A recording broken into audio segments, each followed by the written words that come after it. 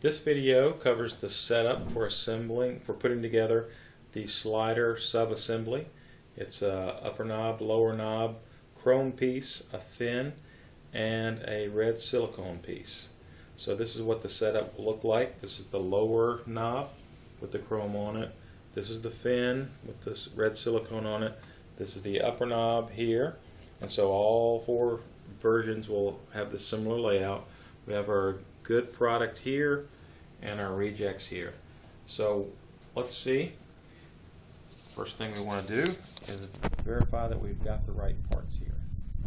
So we do that. Each one of these totes will be labeled, and we want to make sure that all the parts match.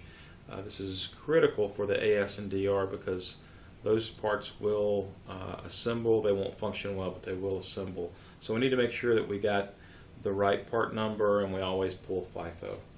So this part on the right and left, it has an A in here. It says AL, and there's an AR, but that will be the lower knob, and then the upper, it's got a B in there. It says BL, so that's B left. So the lefts go together, and then there's an AR and a BR. And the ASDR knobs, they're called upper and lower rather than A and B. But it's the same kind of configuration. On the upper knob, you always will have the fork. On the lower knob, you always will have the chrome. And that becomes important later during disassembly. So the center fin here, we have the red cap. If it's not on, we have to install it. We want to make sure that it's all the way on. Friction usually holds that on pretty well. And we're primarily interested in how the front part of the fin looks. There's kind of a dividing line there. The whole fin is important, but mostly the front because that's what the customer sees.